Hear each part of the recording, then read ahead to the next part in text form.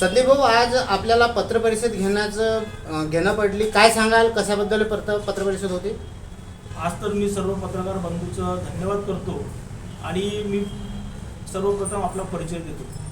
मी संदीप सहादेव मेश्राम, आझाद समाज पार्टीचा जिल्हा अध्यक्ष आणि 2024ला मी लोकसभेचा प्रत्यक्ष राहिलेला आणि त्यामध्ये मला 27,709 मतं मिळाली होती आणि मी त्या अनुषंगाने जनमानस आहे त्यांचे प्रश्नचिन्ह घेऊन आज ही पत्रकार परिषद घेत आहे. आज 3 नोव्हेंबरला जो राज्य शासनाने परिपत्रक जाहीर केलं त्या परिपत्रकानुसार आज या राज्यामध्ये जे शासकीय अधिकारी आहेत त्यांच्या माध्यमातून त्या 3 तारखेच्या परिपत्रकाची कुठल्याही प्रकारची अंमलबजावणी होताना दिसत नाही आणि त्यामुळे सर्वसामान्य जो प्लॉटधारक आहे तो खूप चिंतेत आहे आणि त्याच्यावरती खूप असे भयानक दिवस आलेले आहेत, खूप तो त्रासलेला आहे. अशा अनेक लोकांचे फोन आम्हाला येतात, अनेक लोक येऊन भेटतात आणि त्यांची आवाज बुलंद करण्यासाठी म्हणून आजची पत्रकार परिषद आहे.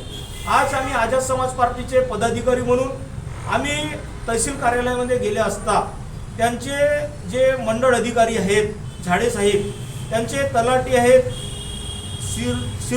शिवरकर साहेब आणि त्यांचे तहसीलदार आहेत ढाड साहेब, यांच्या सोबत आमची वारंवार चर्चा होऊन पत्र व्यवहार होऊन सुद्धा अजूनपर्यंत 3 तारखेचा GR आज 27 डिसेंबर आहे, 1 महिना होत आलेला आहे, त्याच्यावरती कुठल्याही प्रकारची अंमलबजावणी झाली नाही. मग आमचा एक प्रश्नचिन्ह निर्माण होते की या राज्याचे महसूल मंत्री सन्माननीय चंद्रशेखर बावनकुळे साहेब, तुम्ही काय उठावरून राखल्यासारखं काय परिपत्रक काढता का?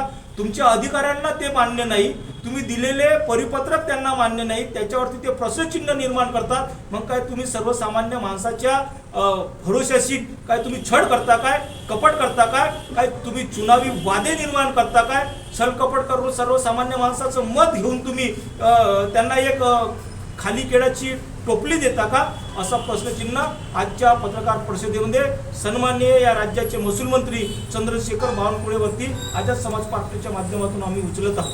कारण आणि भविष्यात या परिपत्रकावरती अंमलबजावणी झाली नाही तर सोमवार मंगळवारच्या तारखेत आम्ही त्या तहसील कार्यालयाच्या ऑफिसेसमध्ये जाऊन मी स्वतः दुखी माणूस म्हणून, माझ्यावरती करोडोचं कर्ज म्हणून मी त्या ऑफिसेसमध्ये आत्मदहन केल्याशिवाय राहणार नाही. आपल्या शरीरावरती मातीचं तेल टाकून सुद्धा मी त्या ठिकाणी जळल्याशिवाय राहणार नाही. आपण एवढा मोठा निर्णय घेतलेला आहे स्वतः आत्मदहन करण्याचा, याचे जिम्मेदार कोण राहणार असं आपल्याला वाटतं? याचे जिम्मेदार सर्वप्रथम तर या राज्याचे महसूल मंत्री सन्माननीय चंद्रशेखर बावनकुळे राहणार आहेत. कारण या राज्यामध्ये 40 लाखाच्या अभाव लोक राहतात, परंतु वास्तुस्थिती या जिल्ह्याची पाहिली तर जे पक्के जे डॉक्युमेंट आहेत, जे आपण NMRD जे डॉक्युमेंट म्हणतो, किंचित मूठभर लोकांकडे आहेत ज्यांच्याकडे RL आक्युपत्रे सिटी सर्वे असे डॉक्युमेंट असतात. पण सर्वसामान्य माणूस 30 लाखाची प्रॉपर्टी घेऊ शकत नाही, म्हणून तो कच्ची प्रॉपर्टी घेतो आणि कच्ची प्रॉपर्टी त्याला 4 ते 5 लाख रुपयात भेटून जाते. त्या ठिकाणी तो वास्तू बनवतो आणि त्या ठिकाणी तो राहण्याचं काम करतो. अशा प्लॉट धारकांना ते त्यांची दिशाभूल करण्याचं काम महसूल मंत्री करत आहेत आणि याच्यावरती अजून निर्णायक भूमिका महसूल मंत्र्यांच्या माध्यमातून झाली नाही तर आम्ही तुम्हाला सांगितलं आहे की आत्मदहन केल्याशिवाय त्या ऑफिसमध्ये जाणार आहे. कारण की मला अशी परिस्थिती निर्माण झालेली आहे की ह्या कायद्याची अंमलबजावणी झाली नाही, त्या प्लॉटचे 7 जवळ झाली तर मला काही लोक मारतील. कारण की ज्यांचे बँकेचे लोन झालेले आहेत त्यांची विक्रीपत्र होत नसल्यामुळे ते मला आज न उद्या मारतील. त्याच्या अगोदर मीच त्या ऑफिसमध्ये जाऊन आपला जीव घेण्यास तयार राहणार आहोत. कुठल्या ऑफिसमध्ये आपण आत्मदहनाचा प्रयत्न करणार? नागपूर जिल्हा ग्रामीण तहसील कार्यालय. कोणत्या तारखेला? सोमवार या मंगळवारला. 2-3 दिन, 1-2 दिन.